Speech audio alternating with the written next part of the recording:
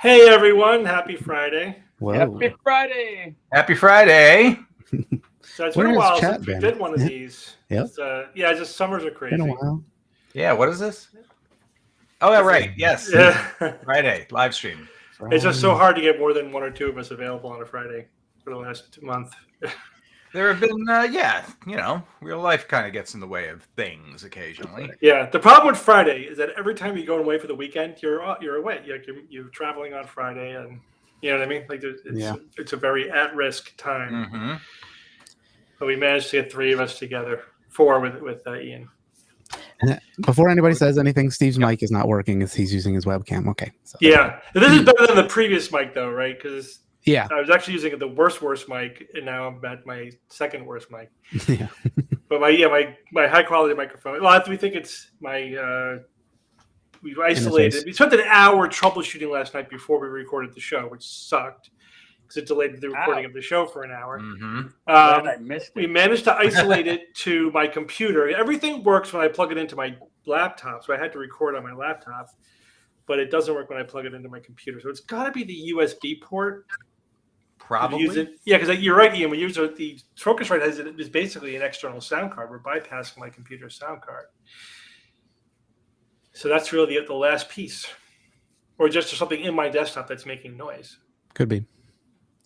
Or driver conflicts or something. Hamster at the wheel. Yeah. Although I updated the Focusrite driver and that didn't work.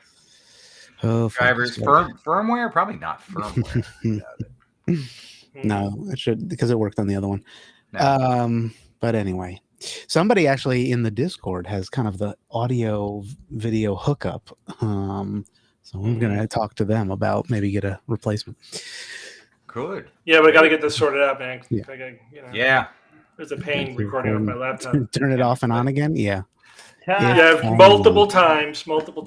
Everything got rebooted.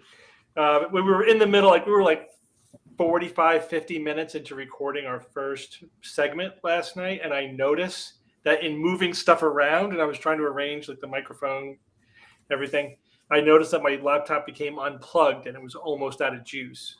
Wow. Could you we would have lost 50 minutes of recording. But lucky I plugged it in time, so crisis averted. But when you get pushed out of your comfort zone, we have a system down, and when things are awry. Mm-hmm. Evan, your camera's reversed. Okay. No, it's chat's eyes are reversed. Not to me, Steve. Yeah. So Ian, how do I look upside down? upside down? Hang on, I'll technically. stand on my head. Yeah, stand on What's your that? head. No, Steve, it's your faulty ancient, computer running on a 586, whatever they used to call that thing. Yeah. Hey, I built this computer myself. Oh, well, there you go. I mean, There's your problem. I was absolutely amazed when it worked. You see, you should have done what I did and had Ian build your computer for you, which is what I did. That's helpful. Yeah. Bob, any tech issues that you're having? Webcam impaired, Bob? Not right now with my iPhone, but it's just I lost my laptop cord. It disappeared into a sub-dimension. I'm convinced it's nowhere. So I just ordered a new one, and it's going to arrive in like 2 hours. So did it ever leave your house? I mean, yes. So you might have left it somewhere else. Well, yeah. I mean, when I take care of Mom, I bring it. Oh, you're always going back and forth, yeah. So I take it back and forth, but I scoured her place too. It's like somebody, whatever. It's just a easily replaceable. So surprisingly, it's not timely replaceable, right? Yes. I just kept thinking I'll find it, and today I finally realized there's no effing way. It's gone. So, I have like a universal extra backup laptop cord. Yes, I'm hoping I'll just use the new one that arrives later today, and then I'll find the old one tomorrow, and then I'll have a backup. So that's my plan as of right now. Hey Bob, when did you order that power supply? A couple of days ago. Couple of days ago? Yeah. Oh my God, we have to wait more than 2 days to be delivered to our home. Well, really, the pre-Amazon world, you did. You ordered something. I don't know. Allow 4 to 6 weeks. days, 3 weeks. That was normal. We lived with that, Growing up, it was always delivered in 4 to 6 weeks. Everything, 4 to 6 weeks. Hey, Ian, I'm getting a lot of static on my audio. Is that coming from me? Yeah, no, that's Bob. I think it's Bob. I think it's Bob. Bob just got funky. Bob, can you rejoin? I'm just going to kick you, and then hopefully you can rejoin. That was weird. I tried to turn Bob up, and then it went ging. Sounded almost a little feedbacky. Yeah, Bob was dying slowly. No. But aren't we all? He'll leave a beautiful corpse, though. Thank you very much. So in 4 days, we got Bob back. Look, hey, he's Bob. got glasses on. But whoa, that wasn't Bob. This is Bob's other. Wait a minute. Doppelganger. Bobbleganger. Bobbleganger, yeah. How's your audio, Bob? Can you hear us, Bob? Hello. You have to say something. His mic's off? Wait, now your mic is off. You have to unpress the mute button. Yeah, maybe you have to set the mic. This is great. We're not rusty at all. We're not rusty. It's everything. This is smooth as gravel. It's all right. Bob will. Don't try to compensate with Halloween props. Yeah, he'll just be mute. It's fine. Uh-oh. Doc on call. Oh, Steve's getting the call? Yeah, spam. It's a suggested spam call or something. There you go. You should take that. Put it on. Yeah. Come on, live.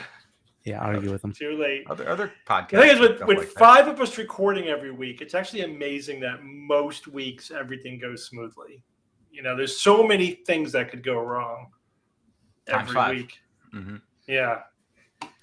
Yes. Yeah. That you always get an episode out of it is, hey, knock wood. All right. So how do we get Bob back? What's going on? I don't know if he can even hear us. Bob, can you hear us?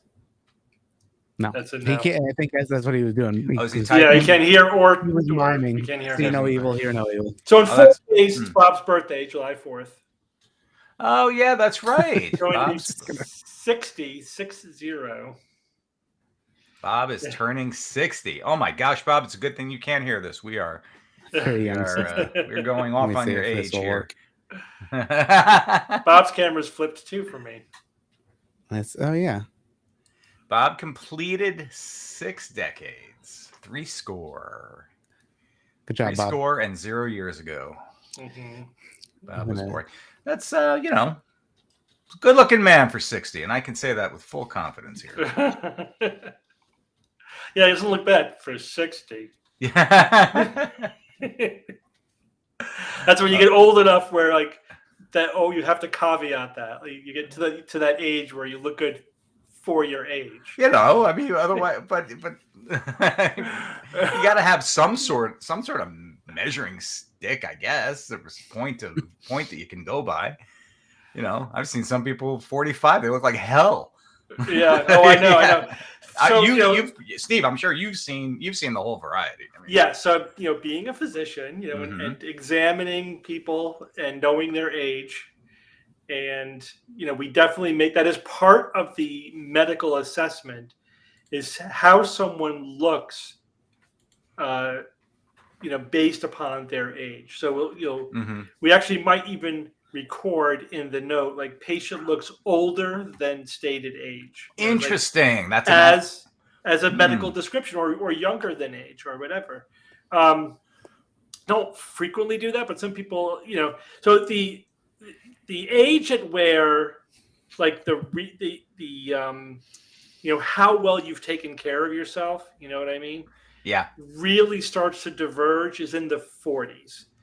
Pretty much anyone can coast through their 30s, and even if you're wrecking yourself, unless obviously there's extremes, like if you're a heroin addict on the street or whatever, but usually people can coast through their 30s okay. But once you get into your 40s, like whether or not you've taken care of yourself, there's really starts to be a significant divergence. Then you have people in their 50s and 60s who can look really good, and people in their 50s and 60s who are totally wrecked.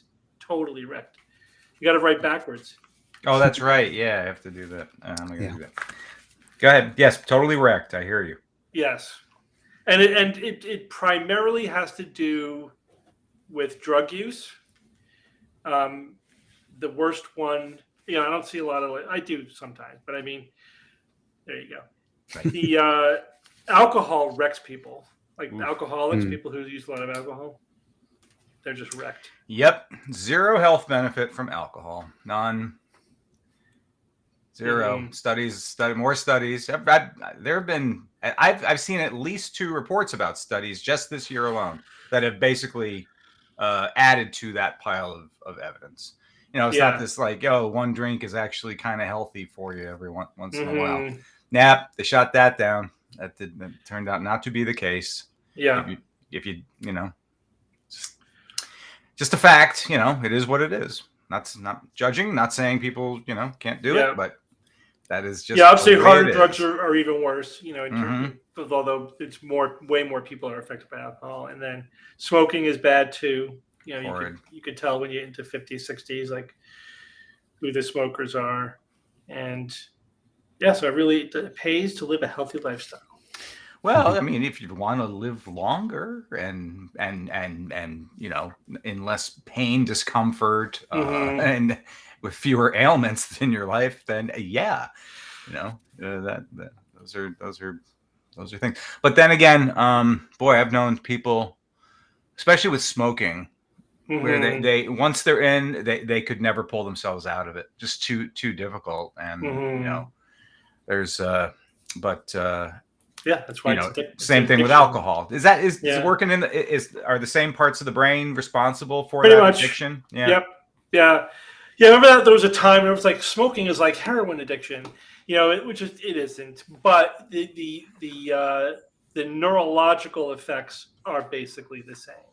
It's the same pathway. It's the nucleus accumbens and the dopamine receptors and everything, whatever. It's the same circuits, the reward circuitry, et cetera, are responsible for addiction. Whatever the substance, nicotine included. So neurologically, it is very similar. And is any of it, is there anything hereditary about it? Like yes, predisposition? 100%. Yeah. So researchers have been able to breed rats that you cannot addict. You cannot get them addicted, and they've bred strains of rats that are born addicted. So you could basically, through genetics, you could span the entire spectrum of like they're basically instantly addicted once you expose them to something versus really resistant to addiction. And we see the same thing in human populations. And in fact, with alcohol, there's some evidence that those populations that have a long cultural history with alcohol are relatively resistant to alcoholism, and those populations that are relatively naive culturally to alcohol get really bad addiction. And I think the most dramatic example in the U.S. is Native Americans, right? Native Americans and who are alcohol drinkers, you know. Yeah. And so there's a huge problem of addiction in the Native American community. Yikes. Whereas like Mediterranean people who grow up on alcohol, you know, they don't get as addicted as easily. Right. Bob is still not. Bob, we hear No audio. You fuckers hear me? I hear you. Yeah. Yeah, I heard you something go. about truckers. All right. Yeah, you go. All right. All So Bob, I was telling everybody about your impending 60th birthday. Yes, to you. Wink. Yep, last few days of 59. God damn it. We'll be celebrating. I got your gift downstairs. I didn't tell them what it was. Better be good. Yeah. Well, I'll give you a little hint. It's kind of a gift for both of us, but you'll see what I mean when you get it. You really be hard to infer from that, but it's mainly for you. It's the pods from the movie The Fly. I benefit a tiny little bit. One in Bob's house and one in Steve's house. Right. Is it AR VR related? No. Say nothing. No, it's not AR or VR related. No. Well, you didn't spend $3,500 on it. What the hell, man? Starting. So, speaking of presents and things, there are two camps. There are people who like to be surprised, okay, and enjoy the fact that at some point a surprise is going to happen. Then I think there are other people who, if they realize a surprise or something is going to happen, they absolutely can't handle it and have to know. Yeah. You know, and Perry used to be that way. Yeah. Perry hated surprises. No patience for surprises of any kind, good, indifferent. It didn't matter. He had. I mean, his mood was swinging. Hated it. Oh gosh, he hated it so much. He hated twist endings to movies. Oh. No, true. He walked out. That's awesome. Everyone's laughing because he knows what I'm going to say. Perry walked out of Fight Club. Hated it. Oh. Like the idea. Oh my God. And what was the one? The Village. He walked out of the Village and spoiled it for everybody in line waiting to go in. Oh yeah, he was so mad. He did. Oh, what a sourpuss. That's awesome. Oh my God. But hilarity definitely ends. Jay and his wife Court love surprises. Like they will always try to engineer some kind of surprise for every event. You know, that's like really for some reason they value that. I hate it. I'm kind of indifferent to surprises. I'm fine with it if you want to incorporate that into whatever the celebration somehow, but I just don't value it really at all. You know what I mean? The surprise. So like with gift giving, there's the question of like, would you rather get a gift that's really something you want or a gift that's a surprise? But both is nice. Yeah, but it's harder. But it's harder. It's the odds. Yes. Yes. So I will do surprise gifts for people, like like for my wife, for example, and for our kids. If I happen to hit upon something, like, all right, for whatever reason, because something came up or whatever, like I know they're going to love this. I know it on my own. I can make it a surprise. I'll make it a surprise. But if I don't have something like this, rather than just desperately trying to get something that's a surprise and rolling the dice on whether or not they're going to like it, I'll freaking ask them what they want. I mean, I would rather get them something that they want and need, and just this surprise aspect is secondary, right? Yeah, I totally understand that. I've known people exactly in that camp, and quite the opposite. In fact, Keith Davies brought up, said he didn't like getting gifts kind of at all, and I've known people like that as well. There are people who feel in a certain sense uncomfortable being the recipient of a gift. Interestingly, gift giving is really inefficient and wasteful. Because if you think about it from an economics point of view, I read a whole article about this. Very interesting. Cool. From an economist's point of view, you have to think about with any economic exchange, the ideal economic exchange is that both people win, right? Right. You get something Each that person you value. wants something. Yeah. So so if you buy something from somebody, presumably you value it more than they do, right? So you you value it more than whatever you're trading for it, whether it's money or something else, and they value what they're getting more than the thing, right? And so both sides win. Both sides increase the value of what they're getting. But with gift giving, the chances are you're not doing that. Chances are you're not getting something for somebody that they really want, because they would have bought it for themselves, And if they could, yes. You're probably decreasing the value, right? You're probably buying something that's less valuable to them than the money you spent on it. That's just statistically true. And so gift giving actually is a net value loser in most cases. You're better off giving people gift cards or money, so that they could buy what they want. You're right. Or that's again, safer. Just asking them. This is why gift registries are awesome, because you get the best of both worlds, because you don't know what surprise off the registry. So it's a little bit of a surprise, but at least it's like you've pre-chosen things that you need or want.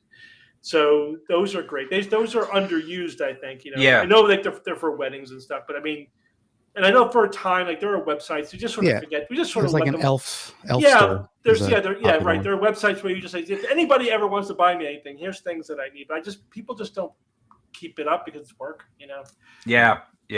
I'd say the exception to that idea or that rule is if you receive a gift that somebody maybe made. Yes.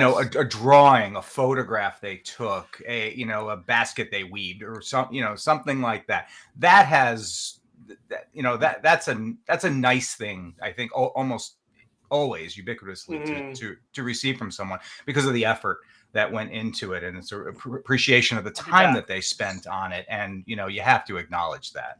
Yeah. So interesting comment. Somebody that don't give gift cards, they're a scam. The reason why people think they're a scam is that people forget about them. So you have to make sure that you get gift cards. You should find out if they expire. Hopefully they don't expire. But you just have to make sure you actually use them. You know what I mean? Because expired companies make millions off of expired gift cards. So that's, or gift cards that's that the only scam part of it. Yeah, just use them right away. And you only spent $43. There's $7. Well, you always buy more. Profit. Like you buy something for $60 and you entirely use. Well, that would be the right. Amazon gift cards are great because I'm always buying stuff off Amazon. Yeah. So I just use them up right away on whatever it is I'm buying. Starbucks they're instantly gone. That's a safer. bet. That's a safer bet. We lost Bob. We embarrassed the hell out of him with the whole gift giving thing. I got him nothing, so I hope he's. And the other question, the economist thing. It's like again, we're talking statistically. It's not like sometimes like we were watching some show. My wife mentioned how she absolutely loved this necklace and whatever. So I filed that away and I got it for her, whatever, months later for her birthday. It was perfect.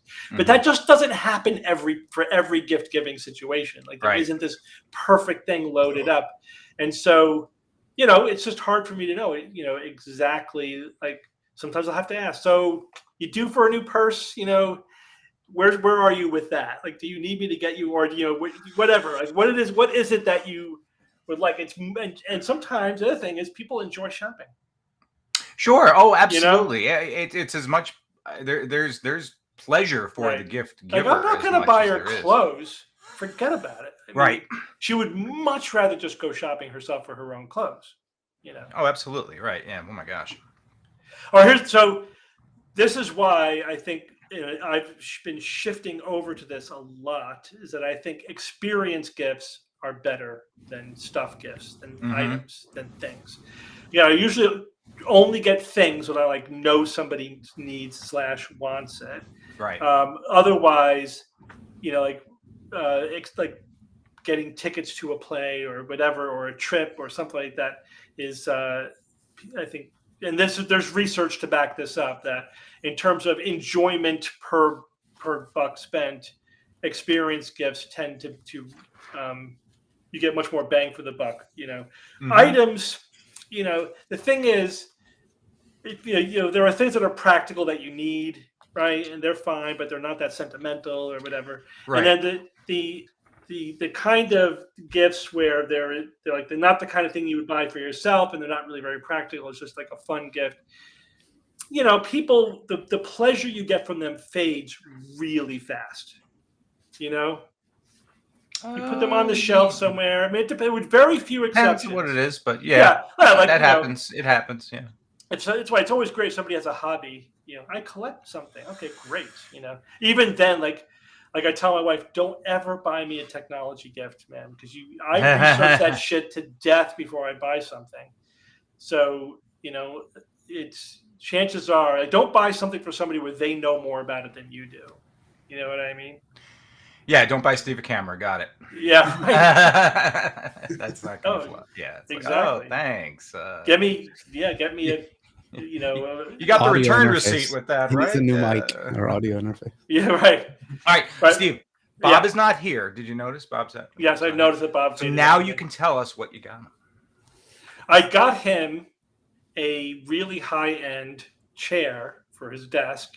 Oh, that doesn't squeak. That doesn't squeak, yes, and that's why it's also a gift from me. Because Bob, that's exactly it. Bob has a Next to you chair right off. I see. that I have to edit around every freaking week. And as soon as Bob starts talking, starts squeaking in his chair, I'm like, oh my god. That's a brilliant gift, by the way. Yes. Super using your head.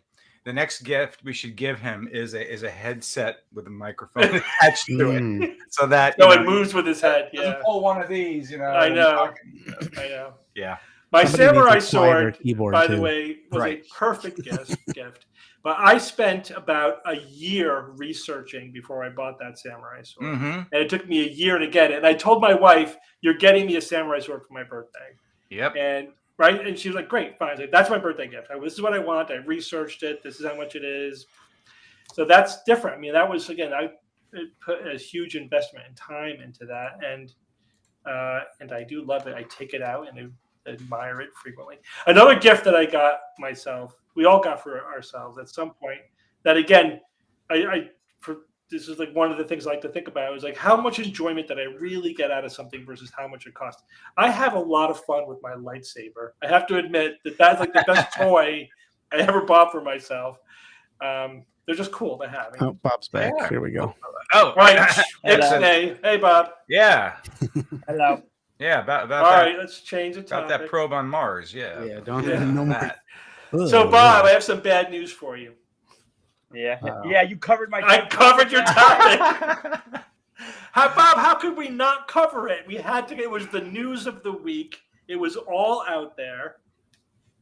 It could have, yes, but it made waves. Could be covered tomorrow. It was. I mean, next week. Well, you could listen to it, and you could decide if there's anything you want to add to it next week. If there's anything else. Oh, I will. Consider that news item redone next week, basically. I'll just throw my quick 2-minute 2 cents in, if assuming you didn't have any glaring holes in your discussion. Well, you could read my blog post about it. Because that's basically what I talked about. All right, I shall. Easy. But that was that was a very interesting discovery. My big concern is that it's going to be quite a while before we really learn, be able to tease information out of those long, those big gravitational waves. Yeah, this is a 15-year gravitational wave experiment. This is not using LIGO. This is using a totally new method. The pulsar. Yeah, they're looking at variability in the period of a rapidly rotating pulsar. But like 60 of them, 60 pulsars together. Yeah. And these wavelengths are like literally light years long. So you got to kind of wait to really confirm it. But it reveals, this background hum of gravitational waves permeating the entire universe. It's kind of related to the cosmic microwave background, but this is the gravitational wave background. So you feel better? It's based. No, getting there. Not as good, but keep going. Fascinating. It's fascinating. Yeah, it was good. Yeah, it was awesome science. Yeah, it's very, very interesting. So you'll hear all about it tomorrow on the show. And what? 5 teams of astronomers studied data, and each arrived at the same measurements, essentially. No, it was just international teams of astronomers using the same set of data, and then they published 5 different papers, I think, analyzing that data.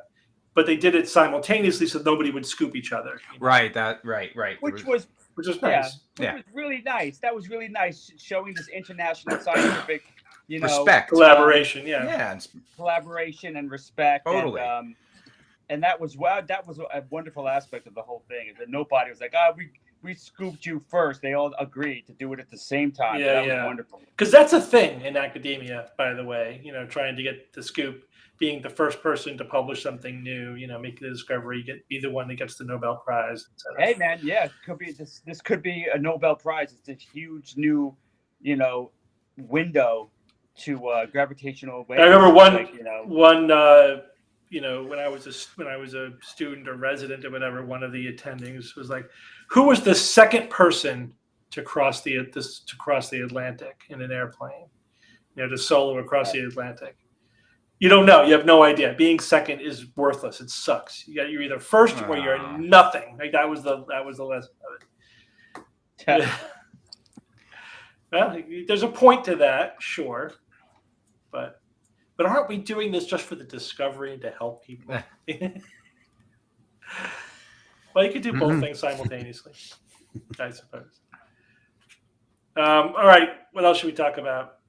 Well, we do have a bunch of TikToks that we didn't get to when it came to watching them or responding to them via the live stream. By the way, everybody, Wednesdays at like noonish, we go live on TikTok and we record the TikToks live and then we post them later. So if you want to hang out there on TikTok, whether or not you want all your information going to China, is whatever, it's going there anyway. But you can come over and it's pretty fun. And eventually we're going to do some like debates, I think, or interviews, stuff like that on TikTok. It'll be kind of a fun little thing.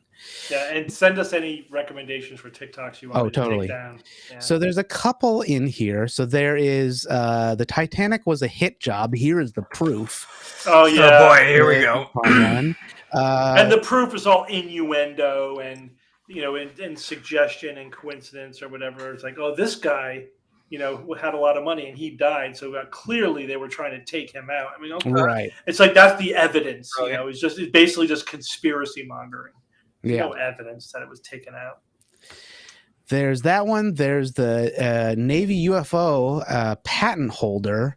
And because there's a patent, that means that these interstellar spaceship have flown through space, or whatever, because they exist.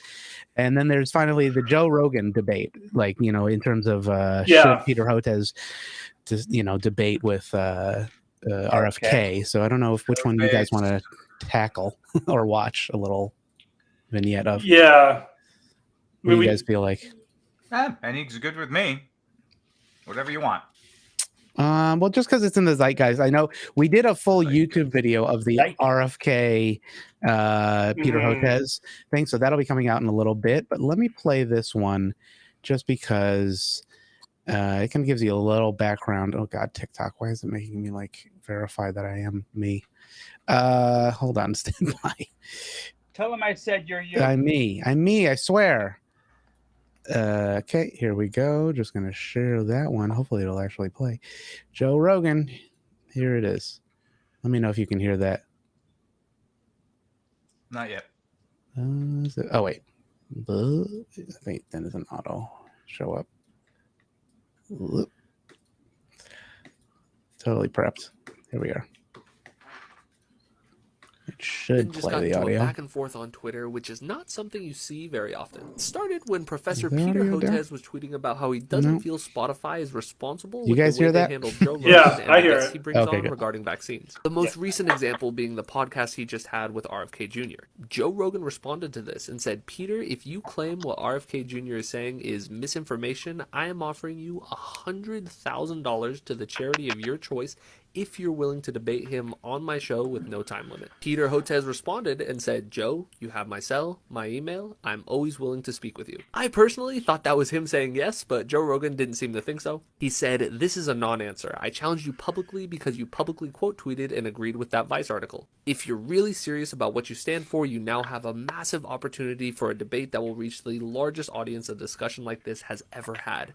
If you think someone else is better qualified, suggest that person." I hope this happens. From what I've read, Peter Hotez seems to be very informed on this issue, and I am not a fan of RFK Jr., especially on this issue. So, yeah. Yeah. So it's basically the whole thing is a lose-lose. It doesn't mean that there isn't somebody out there who shouldn't debate RFK Jr. I think you're better off just trash talking RFK Jr. To be honest with you, just exposing his lies and his misinformation and his conspiracy mongering and his shady tactics and all the crazy shit that he believes. The thing is, in order to debate somebody like that, you need to have a combination of three things. You need to have topic expertise, you need to have skeptical chops, and you need to have debating chops, right? If you don't have all three of those things in a reasonable combination, you're going to get hosed, because it's very, very, very easy to just throw out, to jack off, just asking questions, make things sound sinister or weird, or how do you explain this and how do you explain that? Isn't this a coincidence? And I'm just saying that we should have more evidence, or that we know whatever. And it's it's very easy to raise the specter of big pharma or whatever. It's very hard. It takes a long time to go through the actual evidence, to go through the science, to explain risk versus benefit, to explain how research is done, and all of the complexities of regulatory infrastructure, plus institutions and professionalism, whatever, blah blah blah. It's like, all right, that thing you just said that took you 10 seconds to say that, give me an hour and I'll explain to you why that is wrong. Right. Yeah, I can't. So yeah, it's just so it's bullshit. The whole thing is bullshit. And RFK Jr. really is just a despicable dude. He is just off the deep end. Yeah, I mean, and it's not, we've been talking about him for what, since the 90s? 20 years. Yeah, so going on 30. Yeah. He's yeah. But there he is, still churning along.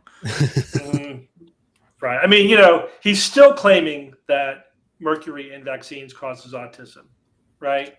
Basically 20 years after it was disproven. A generation has passed. Yeah, so he's showing he is immune to evidence, he's immune to logic and science. He has his conspiracy narrative, and that's it. He's totally, drank the Kool-Aid on that, and that's it.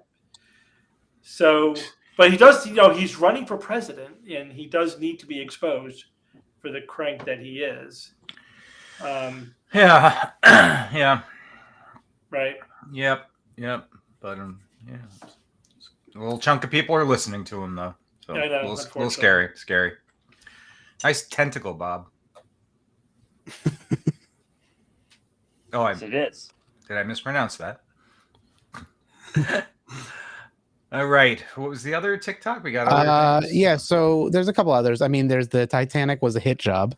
It gets to the point of... Are we talking about Titan or Titanic? Titanic. No, the Titanic. Titanic. Okay, so 110 years ago. Titanic. Yeah. Okay. Right. So let me cue that up. You'll see where it goes. It goes in an obvious direction. A hit job towards a certain group of people, let's say. So what? Hit job, so like what? A the crew deliberately an iceberg. Hit the iceberg? Was that the plan all along? It's big iceberg trying to take out humans or something. I don't know. Well, let me full screen it. So that you guys can see it. Your escape plan didn't work. If that's. Let's see if was actually a hit job. This makes sense. What?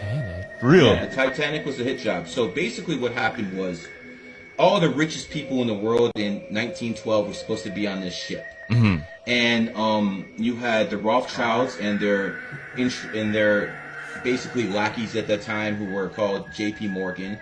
And all of these guys are supposed to be on this ship, but there's also another guy who was on that ship. His name was Mr. Uster. He was the richest man in America at that time. He owned 40% of every mortgage in America. Imagine 40%.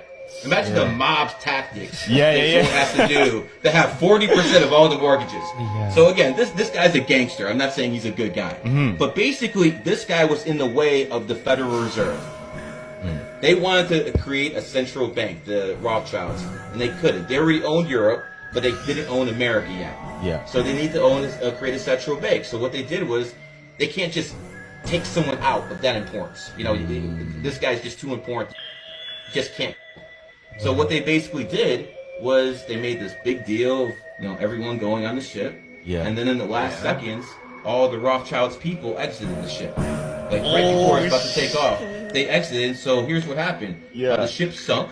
All of a sudden, the richest guy in America died on the ship. And all of a sudden, all the politicians who he was basically bribing, all that money evaporated. So they went all to the Rothschild side. And then next year, on 1913, they started the Federal Reserve Bank because there was no more opposition to it.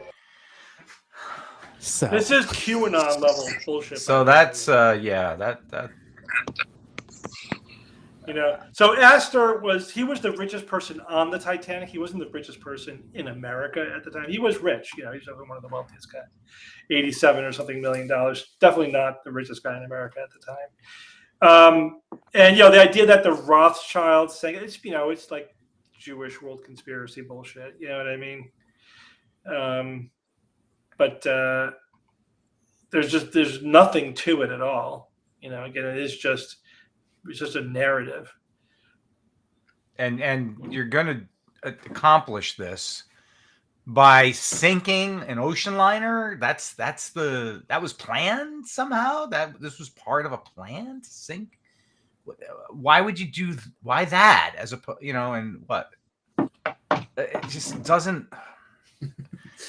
I mean, it doesn't make sense on so many levels. Somebody says easiest way to kill someone is to sink the Titanic. Yeah. It's like, yeah. Yep. Like, that's the way. I prefer poison. Yeah, thank you. Poison the Titanic.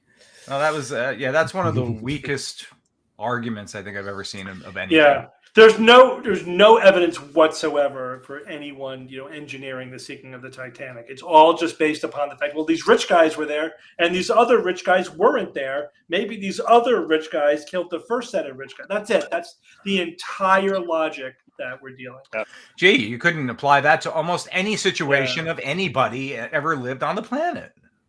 Right. So, big zero. Yeah, it's a big and that has views. Like, is that some significant amount of TikTok views? I don't know. Yeah, it's pretty good. I mean, you know. I mean, are we talking about things that have 100 views or like 1 million? That one had what did that one have? Where the heck is it? No, it's at 1,600 comments. I mean, like, it's probably in the tens of thousands. I don't know. How do you judge? Ian, tell me, what's the metric? What's considered a viral, big time TikTok video? I mean, like a couple million views, I think would be really popular. I mean, viral is hard to say exactly because, like, sometimes the viral thing is just like a sound effect that people keep using over and over again. That's like a popular thing on TikTok. Oh, so that like, whoopee cushion. Yeah, I can see that. Yeah, like if the whoopee cushion sound effect is used 16,000 times in TikToks, that's, you know, arguably gone viral. You know, even if it doesn't have necessarily one video with 1 million views. But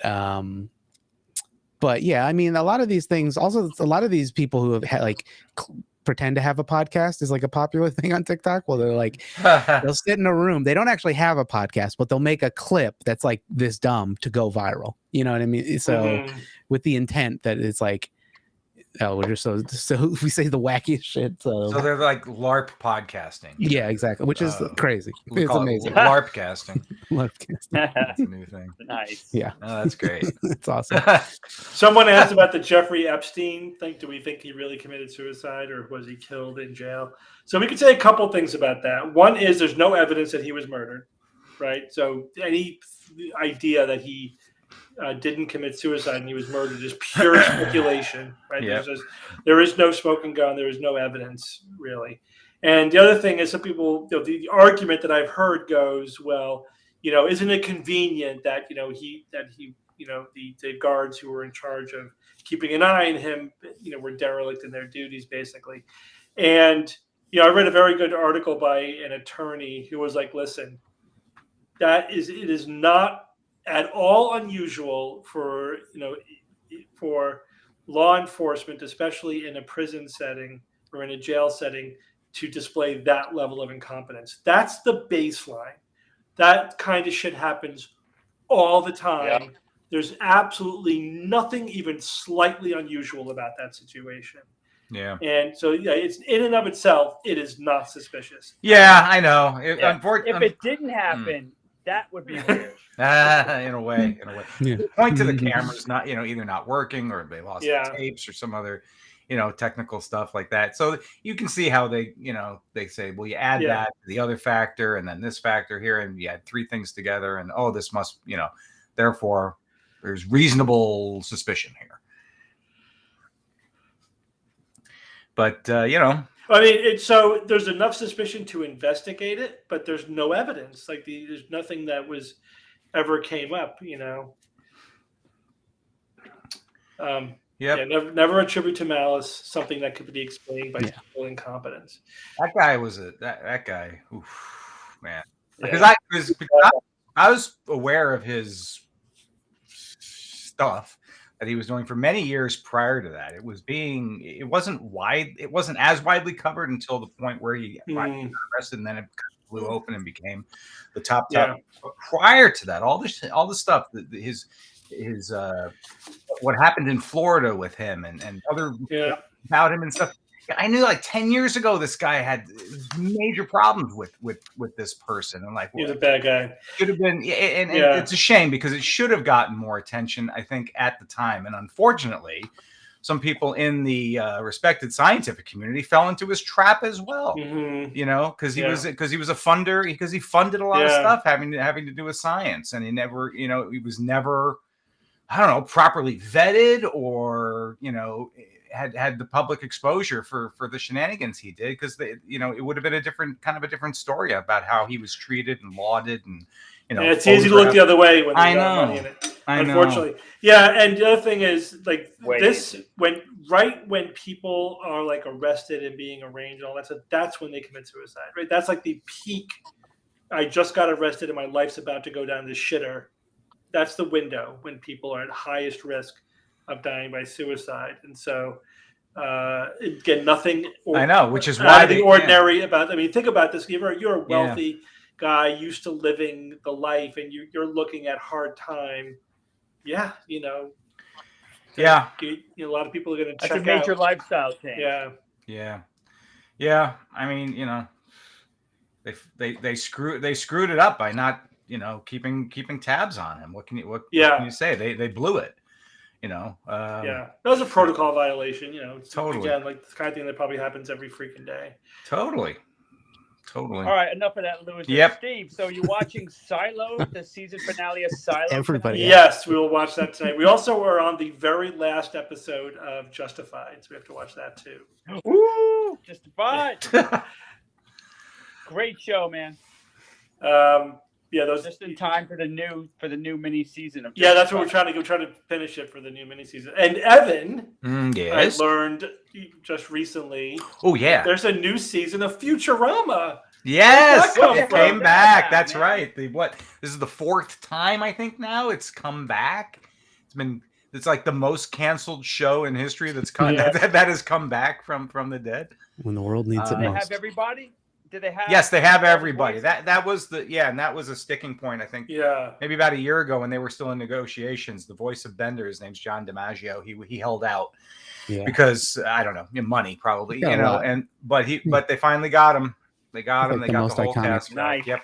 I met with. I got to see Billy West again. This was. Oh gosh. No way.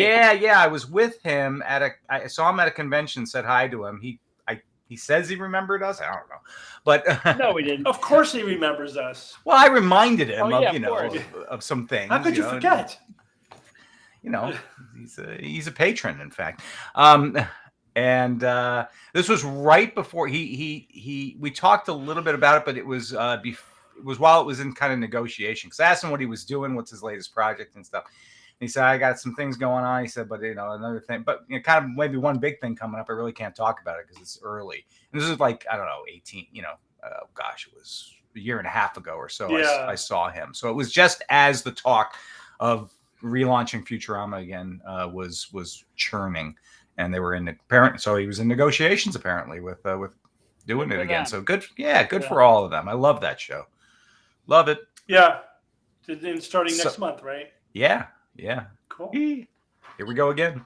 Good news. Good news. Everyone. We have him saying that. Yes. Like introing the Skeptics Guide. I have to dig that up somewhere. Yeah. Because it's coming out. You got to use those, man. Those are gold. Break it out. Was it published in one of the episodes? It was. Let me see if I can find it. Maybe you can play it.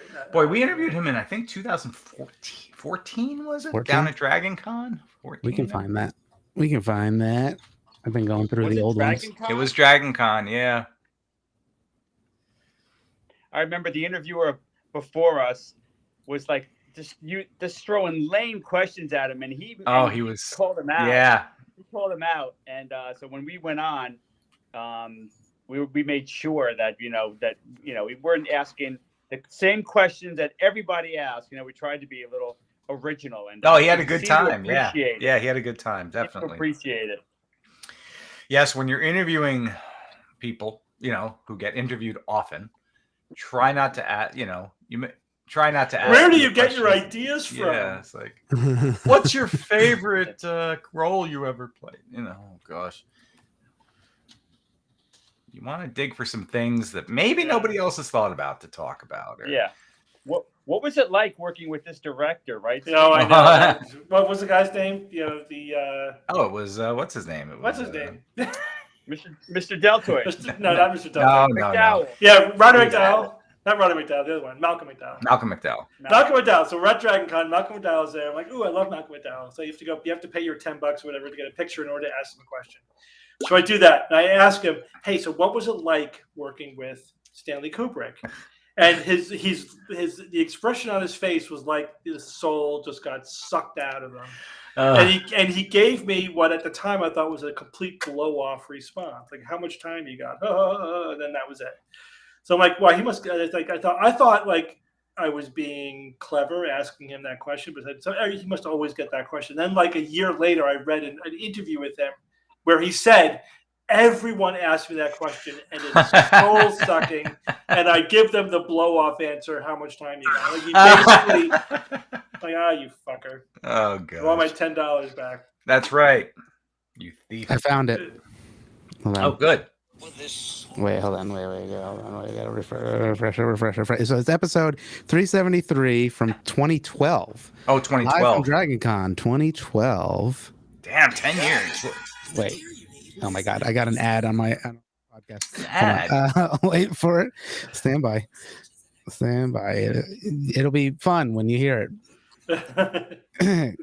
He talked about. Let's see what else was. Where did I see Grab Thor's hammer? Wait, what? That doesn't make any sense. Who said? Oh, by Grab Thor's hammer. That's what somebody said in the chat. That's why it was in my head. Oh, that's Quest for Fire. No. What? No, that's. Quest. Galaxy Quest. Galaxy Quest for Fire. Galaxy. Everyone, you're listening to the Skeptic's Guide to the Universe. Your home for this sort of thing. That's pretty awesome. Yeah. I gotta put that in an episode. Yeah, reconstitute that one. That's 373. Do it when the series debuts again. Yeah. You said we'll talk about it. Yeah, 373. Maybe we'll do some opening banter about that. Oh my gosh, awesome! Play it again. I want to hear that again. Oh my god, I'm gonna get another ad. No, that's all right. There, let's see. Hold on. Oh my god, the ads! Stop. Speaking of which, we have. We'll release it later. Good news, everyone! You're listening to the Skeptic's Guide to the Universe. Your home for this sort of thing. Oh, Billy's what a good guy. TikTok. What a good sport. Good man, Billy. Oh man, I love it. Loved him for decades. Funny guy. Good news. Get Rick from Rick and Morty. I think he's not doing anything right now. So yeah, probably. Oh, okay. Oops, too soon. He's got a lot of free time, right? Yeah, he's got free time. Something I don't know about. Oh yeah, don't worry about it. Oh, okay. It's one of those things. They're looking for a new one.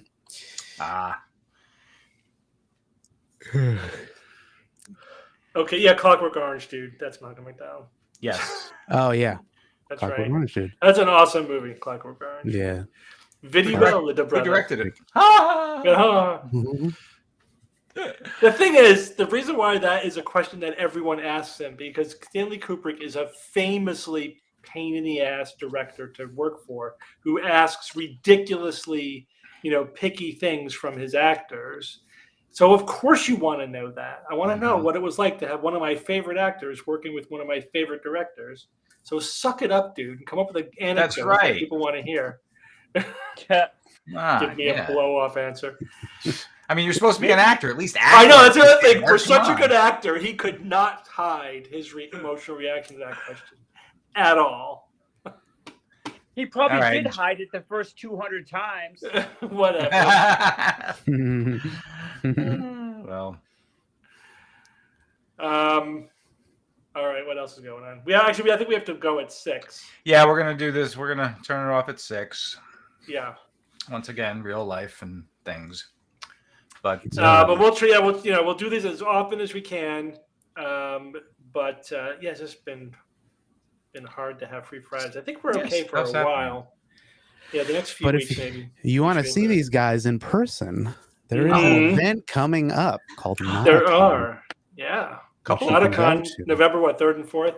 That's right. Yes, and I have Plains, New QR York. code. Register here. That's like the weird one. That's the one on the small. But you could register there. That is the Eventbrite registration, and then there's this one. Oops, that's where you can book a room. Okay, so if you're watching this later, you know what? Here, wait. And we will be at Dragon Con this year. It's like the first time in 4 years I'm going since in the before time. Exactly. Yes, I know. This is our first post-pandemic. The post-Pocky class. Dragon Con. Also regarding Nauticon, we had a meeting. It was about 2 weeks ago, and we were reviewing kind of the attendance numbers, which so far are pretty good. What that means is that if you're thinking of going, probably want to sign up sooner than later, because there's a non-zero chance that we might sell out. The last I heard about the numbers, that we're on a trajectory to sell this out. Right, which is wonderful. So if you are thinking of really doing this, see if you can commit and get your reservation in, because they only are holding so many hotel rooms. For our guests as well. And the event space only holds so many people right now. Yes, so there you are could just show up to the limitations hotel, stand outside. And Ian, they're asking you to tell the Discord as soon as you know if we're doing a live stream on Friday or not. I did.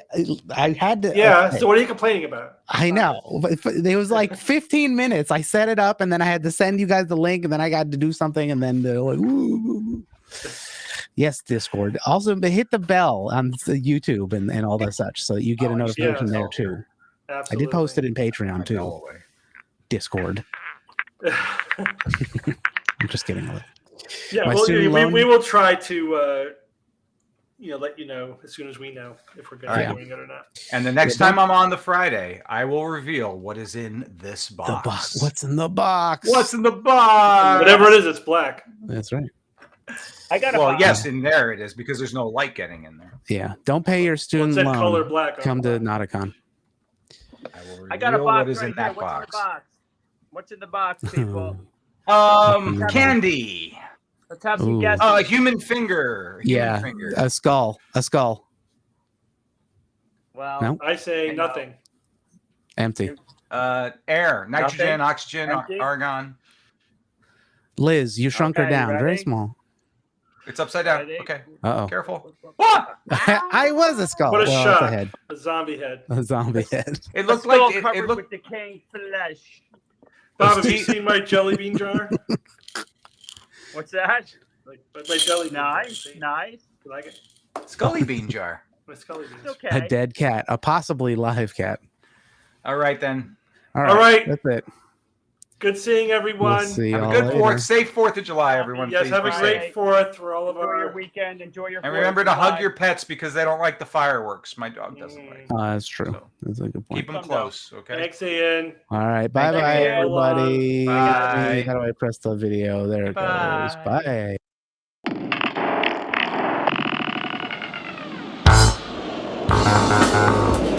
Skeptic's Guide to the Universe is produced by SGU Productions.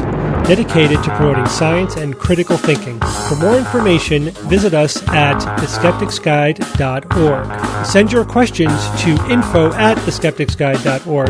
And if you would like to support the show and all the work that we do, go to patreon.com/skepticsguide and consider becoming a patron and becoming part of the SGU community. Our listeners and supporters are what make SGU possible.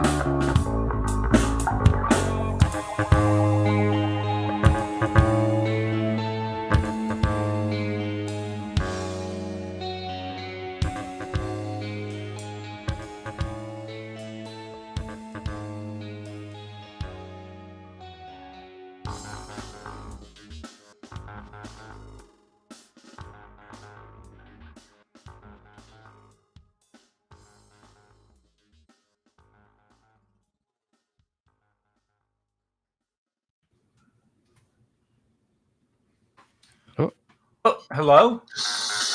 What? Is my microphone still on? We're back. Good news, everyone. Good news, everyone. So good. So good. So I was a big Simpsons fan back in the 90s. Ian, I don't know if you were as well. Yeah. So that, that flavor of humor, that biting sarcasm, that, poking fun at sort of everything was just so great. And then when I heard that Groening was going to be part of a project for a for a Simpsons-ish world of the future, taking place in a science fiction setting in the future. It's like, oh my gosh, like holy moly.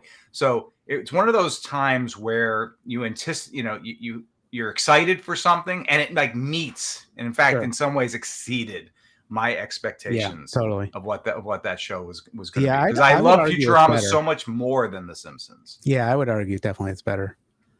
They needed The Simpsons to get to Futurama. Yes, you're right. You're right. It came out in the correct order. Right. I don't know that Futurama. That'd be interesting if Futurama had been come out without the backbone of The Simpsons. How different that would have been. It's an interesting thought experiment. It's also like almost a cult classic in a way, because it's like The Simpsons are still ongoing. So I know arguably it's more successful. I know. Yeah. But, and the Futurama fan base is loyal a fan base as you'll find, I think, in any television shows, which is why it has come back around for a while. Now, I think this is the fourth time. Am I right? Is it 4 times now? I mean, I don't think that's never happened before with any show. Definitely remember the first one. Oh yeah, there was a third. Was the third like a full season, or was it like special episode? Like they got dumped. So the fourth season, I think, was the first finale. Yeah, and then they had like a season worth special set of episodes. Was that? That's what I thought. I remember. Mm-hmm. And then that got canned, and then they got canned after that. But then they re-upped again. So that's twice, right? So down once, down twice, and I can't remember. And I lost track of what happened in seasons 6, 7, 8. If there was something else made, so maybe it's 3 times, but still, I'm trying to think of another show that has happened to in TV history. I mean, Family Guy was canceled once, I think, right? Once, yeah. That's about it. Yeah, Ren and Stimpy got canceled once. It came back. It was crap after that. Yeah, I think they changed a lot. But hey, Billy West again. Ian, I have a long overdue question that I was asked early in the show. I hope the person, I'm sorry I couldn't find your name, who asked it. They asked about what's a good ear protection for concerts. What do I use going to all these shows? So what I use is they're made by Bose. If you're familiar with any products from the Bose Corporation, BOSE, they are noise canceling earbuds. Yeah, that'll work. And I've seen other people wear their what are they called? The iPhone. AirPods. The AirPods as well. For noise cancellation. I can't speak to that because I don't know. But the Bose noise canceling earbuds, and I'll give you a model number if you give me a chance to look it up. I will say the AirPod Pros are pretty good, like on airplanes. Yeah, they're pretty good. Yeah, but in an environment like a concert, I mean, there's definitely, It's a different level. You're at these high decibel levels, and you really do have to tamp it down. But what I find nice about the Bose is that it cancels the noise, but you still hear. It does, it's not a total block, or it doesn't muffle it so much to the point that you can't really hear what's going on. It like kicks it down from, I don't know, 120 decibels to almost like, probably something in the range of somewhere between 70 and 80, which is tolerable, which isn't gonna, cause the damage that 120 will. Right. You're just dampening essentially, but. And so that's what I'm using. What the hell model am I? Is it the Quiet Comfort earbuds 2? No, it's not those. I use a hardwired system. I don't use a wireless one, but it still works on a charge. It's still a powered system. Where the heck is it? Well, in any case, you can look it up because Bose makes like 24 of these, and I'm sure there are other manufacturers who make them or make similar products, which probably have a similar net effect. I'm just particular to Bose. They are on the expensive side, but I've always had good luck with Bose products. I like how they are built. What I also like is that if you do go with a corded system, these are Boses as well. They don't tangle. They braid their wires internally in such a way. Earbuds tangle all the freaking time. It's one of the maddening. But the Bose have this anti-tangle technology that they use. Again, I don't know if other manufacturers have it, but my Bose, even when they get like what like a ball basically of tangled, you can easily take a second and just and it almost detangles itself without being rigid or anything like that. So I'm very happy with the Bose product. It's good quality. And they last. I've had these earbuds that I'm using right now, I don't know, for 10 years or so without any. Make sure to use code Evan at Bose.com. Yes, for 20% off. 20% off nothing. But there you go. Yep. So that was the main question that I saw. Hopefully, whomever asked that question is still Somebody around. said, "What it's like working with Evan." That's a question for you. Yeah. Apparently it's great, except when we're traveling, and then he has a coffee stirrer, and he it's always stirring at me, and that's just me, yes. It's a weird thing that he does, but it's the inside joke. I don't have it's a weird inside joke to tell everybody, but there you go. It doesn't make any sense unless it's perfectly untoward or couth. So my interpretation of my professional relationship with Ian is that he when I do the stupid things or make terrible puns, dad jokes, whatever you want to call them, he gets frustrated with himself because some part of his brain actually found it funny and he's frustrated by that. Am I describing that correctly? That's pretty accurate. Yeah. That I'm there and I just have to place my head down and cry. And I know this, and I know that you have a hard time, deflecting it, or you're not, you can't make yourself immune to it. So, and me being the person I am, I will continue to poke the bear and continue to get the reaction from Ian that makes me happy as well. Perfect. Of course. So that is our professional relationship. Yeah. Ian does rock, Courtney. Absolutely. Well, I mean, I just wish we saw him every once in a while instead of just being. I don't have a corporeal form. Unfortunately, I'm materialized skepticism. That's it. You're a being of pure energy. Pure, yes. Pure energy of critical thinking.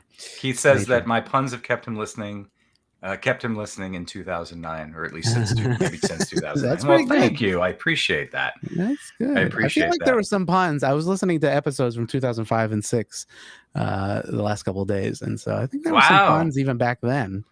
Oh, sure, yeah. I mean, I've had this particular sense of humor as far back as I can remember, to the point where my father used to tell me as a boy, says, you're a real smart ass. Somebody's gonna not think you're funny someday when you say the wrong thing to someone. And that just kind of encouraged me more to kind of, play into it in a sense, or not be dissuaded by it. It was actually like, badge of honor moment kind of thing.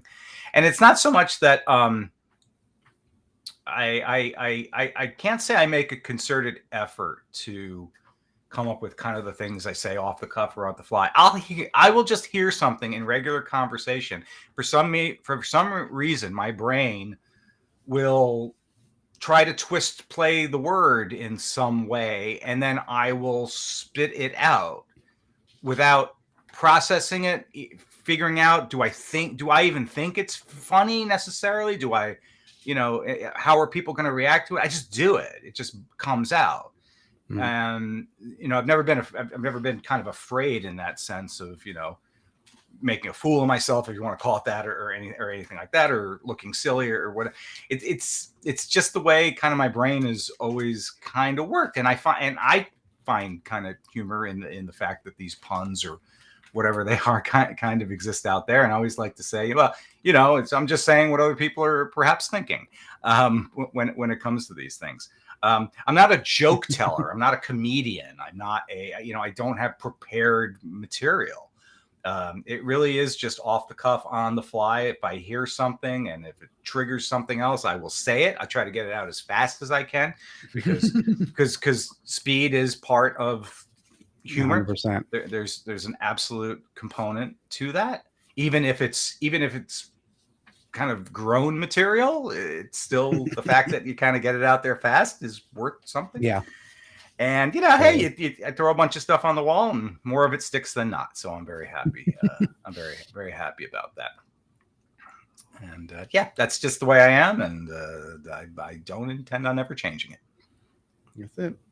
Well, I appreciate everyone who's saying very nice things about me today and who stuck around for this extra post-extreme cast. We hope Jay will be rejoining us for this kind of stuff at some point in the near future, because I like doing this both with Ian and with Jay. It's our running joke. It's it's definitely our thing. Steve and Bob, among others, still have no clue that this has been happening now for years.